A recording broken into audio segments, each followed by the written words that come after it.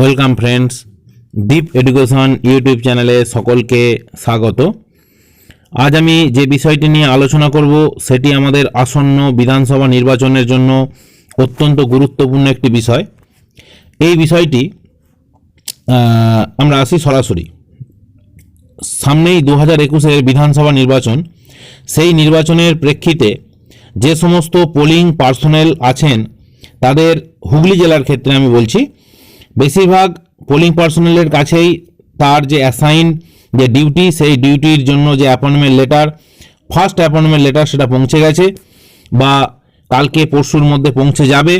এবং আমরা এর আগে শিডিউল, যে ইলেকশন শিডিউলের যে ট্রেনিং শিডিউলের যে আমরা ডেট দেখেছি 19, 20, 21, 22, সেই শিডিউল অনুযায়ী আপনাদের সামনে একটি অ্যাপয়েন্টমেন্ট লেটার আমি তুলে ধরছি। সেই অ্যাপয়েন্টমেন্ট লেটারটি আপনারা একটু লক্ষ্য করুন। এখানে অ্যাপয়েন্টমেন্ট লেটার ইস্যু করা হয়েছে 9/2/2021 তারিখে, এবং যে ব্যক্তির এই অ্যাপয়েন্টমেন্ট লেটার, সেই ব্যক্তির অ্যাসাইন পোস্ট হচ্ছে প্রিজাইডিং অফিসার। দেখতেই পাচ্ছেন বাকি অংশগুলো আমি কিন্তু ব্লক করে দিয়েছি সিকিউরিটি রিজন। সেই ব্যক্তি একজন প্রিসাইডিং অফিসার হিসাবে কাজ করবেন এবং ওনার ট্রেনিং শিডিউল কোথায় পড়েছে? ফার্স্ট ট্রেনিং শিডিউল পড়েছে Arambagh high school, room number 18, এবং ডেট হচ্ছে 19/2/2021, 11 AM to 4 PM।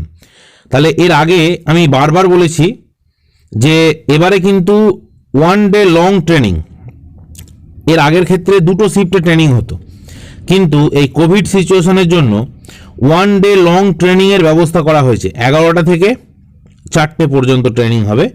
সেই ট্রেনিংয়ে যাওয়ার আগে আপনারা প্রত্যেকেই অ্যাপয়েন্টমেন্ট লেটার সঙ্গে নেবেন, এবং সেই সঙ্গে আর কি কি কাজ আছে সেই কাজগুলি আমি আপনাদেরকে বলে দিচ্ছি। আপনারা 5-7 মিনিট একটু ধৈর্য সহকারে এই যে ভিডিওটি দেখুন, এবং যদি ভালো লাগে তাহলে অবশ্যই ভিডিওটিকে লাইক করুন। যিনি প্রথম এই চ্যানেলে ভিজিট করলেন তিনি অবশ্যই চ্যানেলটিকে সাবস্ক্রাইব করুন এবং পাশে দেওয়া বেল আইকনের অল নোটিফিকেশন অন করুন। তাহলে আসুন, প্রথম ডিডিওর কাছে এই চিঠি আসবে, অর্থাৎ যদি স্কুল হয় প্রধান শিক্ষক মহাশয়, যদি প্রাথমিক স্কুল হয় তাহলে অবশ্যই এসআই অফ স্কুলের কাছে যাবে।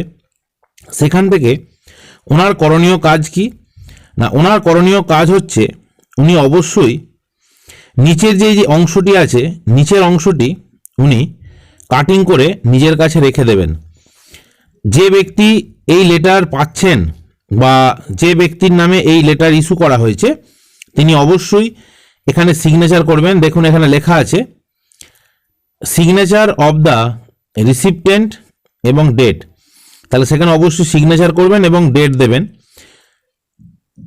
তাহলে এই প্রসিডিওর মেনে কিন্তু কাজ করতে হবে। Copy of DDO head of the office serve the letter and submit service return. তাহলে কিন্তু অবশ্যই এই চিঠি যিনি হেড অফ দ্য অফিস তিনি কিন্তু অবশ্যই সার্ভ করে দেবেন, এবং সার্ভ করার সময় অবশ্যই চিঠি সঙ্গে এই কাটিং অংশটি নিয়ে নেবেন এবং সই করিয়ে নেবেন। এখন আসুন আমরা কয়েকটি বিষয় নিয়ে আলোচনা করি এখানে। তাহলে আমরা দেখতেই পেলাম যে ট্রেনিং শিডিউল দিয়ে দিয়েছে।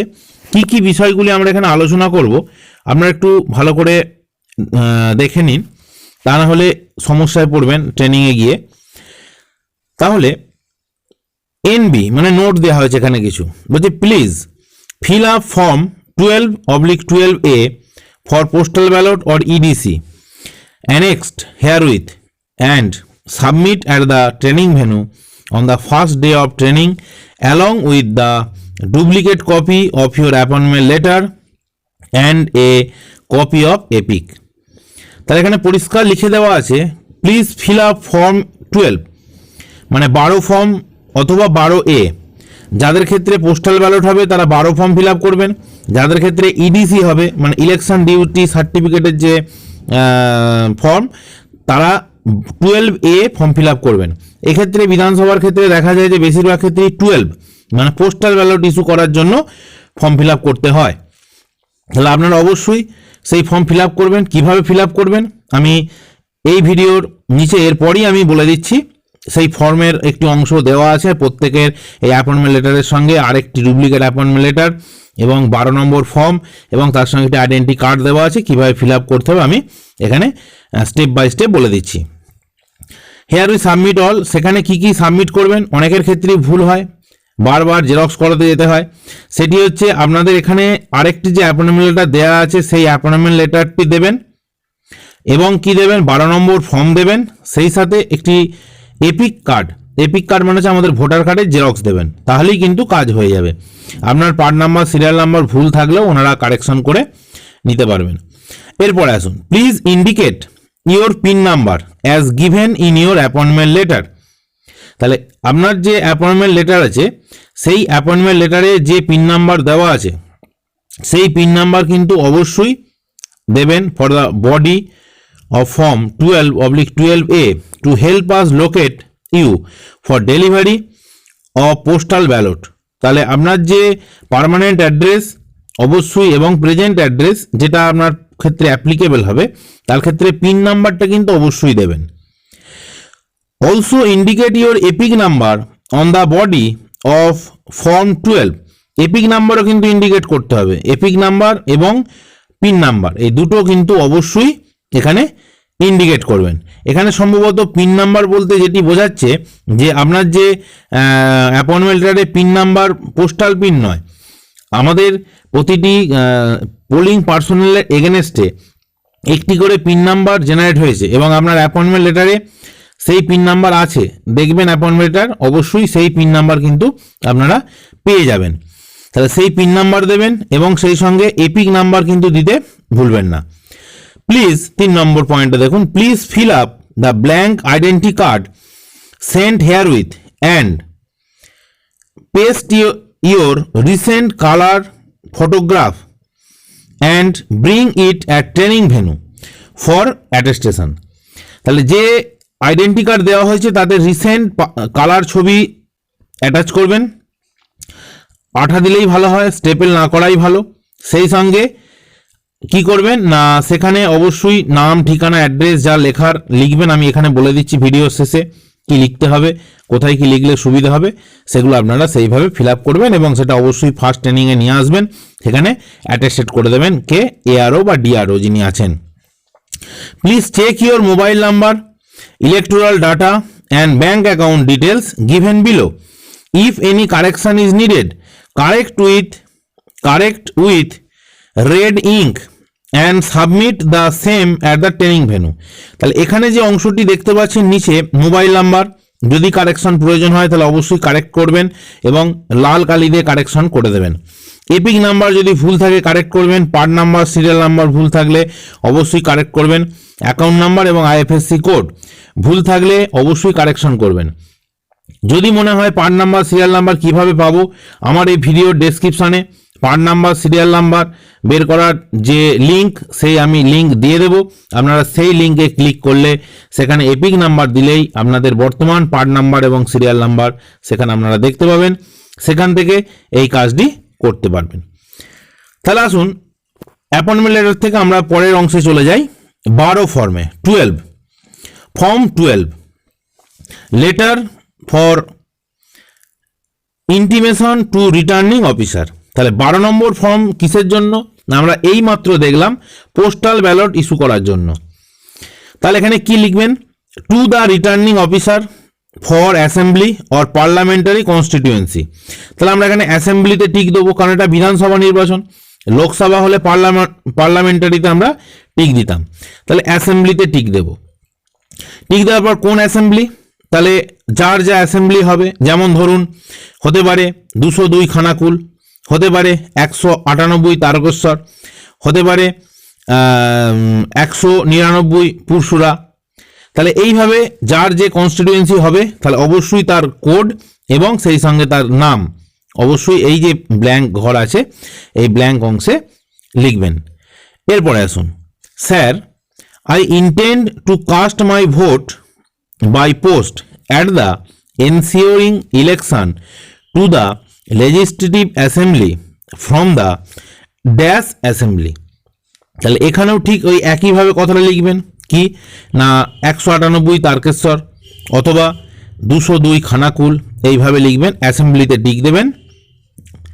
মাই name is enter at serial number, S number মানে সিরিয়াল নাম্বার, তাহলে সিরিয়াল নাম্বার দিলেন, ধরুন 530 সিরিয়াল নাম্বার, কোন পার্ট নাম্বার, ধরুন 220 পার্ট নাম্বার, তাহলে 530 সিরিয়ালের 220 পার্ট নাম্বারে of the electoral role for dash assembly, তাহলে ঠিক সেইভাবে আবার অ্যাসেম্বলি নামটা দেবেন, ধরুন 198 তারকেশ্বর অথবা কত না 202 খানাকুল, তাহলে এইভাবে অ্যাসেম্বলি নামটা দিলেন। Constituency comprised with dash parliamentary constituency, তাহলে এইভাবে দিলেন। দেওয়ার পরে চলে আসুন, এইবার এখানে যেটা মেন জিনিস সেটি হচ্ছে আপনার অ্যাড্রেস। তাহলে এই অ্যাড্রেসের জায়গাটি কিন্তু খুব ভাইটাল জায়গা। যে অ্যাড্রেসে চিঠি আসবে এবং সেই চিঠি আপনি খুব তাড়াতাড়ি কালেক্ট করতে পারবেন, সেই অ্যাড্রেস এখানে লিখবেন। আপনার নাম লিখলেন, কেয়ার অফ বা সন অফ বা ডটার অফ, যাই হোক কেয়ার অফ দিলেন।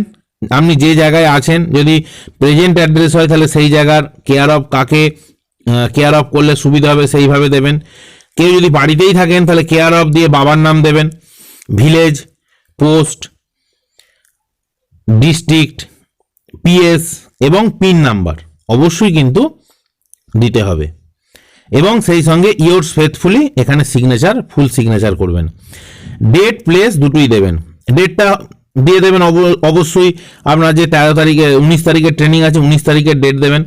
প্লেস দেবেন কোথায়, যেখানে আপনার বাড়ি, ধরুন তারকেশ্বরে বাড়ি তাহলে তারকেশ্বর, যদি ধরুন খানাকুলে বাড়ি হয় তাহলে খানাকুল, অথবা যদি ধরুন শ্রীরামপুরে বাড়ি হয় তাহলে শ্রীরামপুর, তাহলে এইভাবে যার যা প্লেস হবে তাহলে সেই প্লেস আপনারা এখানে লিখবেন। তাহলে এই হয়ে গেল আমাদের 12A যে ফর্ম, সেই ফর্ম ফিল আপ। এর সঙ্গে কি কি জিনিস জমা করতে হবে সেটি আপনারা ভালো করে দেখে নিন। এই ফর্ম, তার সঙ্গে আপনার যে ডুপ্লিকেট অ্যাপয়েন্টমেন্ট লেটার এবং এপিক কার্ডের জেরক্স, মানে ভোটার কার্ডের যে জেরক্স, সেই ভোটার কার্ডের জেরক্স কপি এখানে অ্যাটাচ করবেন, করে যেখানে ওইখানে ড্রপ বক্স থাকবে সেই ড্রপ বক্সে জমা করে দেবেন। এরপরে আসুন কিভাবে এই আইডেন্টি কার্ড আমরা ফিল আপ করবো। তাহলে এই আইডেন্টি কার্ড প্রত্যেকের অ্যাপয়েন্টমেন্ট লেটারের সঙ্গে একটি করে এসেছে। General election to WB legislative assembly 2021 identity card, photograph duly attested, তাহলে এখানে ফটোগ্রাফ হচ্ছে করবেন, অ্যাটেস্ট করবেন কে, ডিইও এবং আরও, ডিইও অথবা আরও, মানে রিটার্নিং অফিসারও করতে পারেন বা ডিইও করতে পারেন, ডিস্ট্রিক্ট ইলেকশন অফিসার। তাহলে এখানে একটা ফটোগ্রাফ, রিসেন্ট ফটোগ্রাফ আপনারা পেস্ট করবেন, কালার। এখানে দেখুন এবার name of the presiding officer oblique polling officer, তাহলে যিনি প্রিসাইডিং অফিসার হবেন তিনি প্রিসাইডিং অফিসারে টিক দেবেন, অথবা পোলিং অফিসার কেটে দিতে পারেন। যিনি পোলিং অফিসার হবেন এই প্রিসাইডিং অফিসার কেটে দেবেন, সেটা সবচেয়ে ভালো হবে। তাহলে পোলিং অফিসার, তাহলে পোলিং অফিসারের নাম দিলেন কি, ধরুন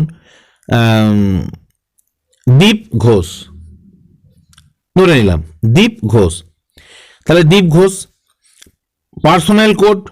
পার্সোনাল কোডটা এখানে দিলেন, কোডটা দেওয়া হবে যে কোড আমাদের প্রত্যেকটি বিদ্যালয়ের এগেনস্টে বা আপনার অ্যাপয়েন্টমেন্ট লেটারে পিন নাম্বার হিসাবে এসেছে, পিআইএন, দেখবেন পিআইএন নাম্বার এসেছে, সেই পিন নাম্বার এখানে দিয়ে দিলেন, সেটাই হচ্ছে personal code. Category of polling officer, তাহলে কি ধরনের পোলিং অফিসার হয়েছেন, প্রিসাইডিং অফিসার হতে পারেন, পিআরও লিখবেন, প্রিসাইডিং অফিসার হলে পিআরও লিখবেন, তাহলেই হবে। ফার্স্ট পোলিং হলে 1ST পোলিং, সেকেন্ড পোলিং হলে 2ND পোলিং, সেকেন্ড পোলিং, এই হয়ে গেল category of polling officer. Third polling হলে third polling. Name of the sponsoring department, কোন ডিপার্টমেন্ট আপনাকে এখানে আসার জন্য স্পন্সর করেছে, তাহলে সেটি অবশ্যই এডুকেশন ডিপার্টমেন্ট লিখবেন। ডিউলি অ্যাসাইন্ড, এবার এই যে অংশটি কিন্তু এখন ফাঁকা থাকবে, এই অংশে কিন্তু আপনি এখন কিছু লিখতে পারবেন না। ডিউলি অ্যাসাইন মানে কোথায় এবং কোন অ্যাসেম্বলি কোন পোলিং স্টেশনের জন্য আপনাকে নিয়োগ করা হচ্ছে সেটা কিন্তু আপনি এখন জানেন না, তাহলে এই অংশটি ফাঁকা রাখবেন। রাখার পরে আপনি চলে যাবেন কোথায় না, নিচের অংশে দেখুন signature of the card holder, তাহলে এখানে আপনি আপনার ফুল সিগনেচার করবেন অথবা শর্ট সিগনেচার করতে পারেন। এখানে কে সই করবে, ডিস্ট্রিক্ট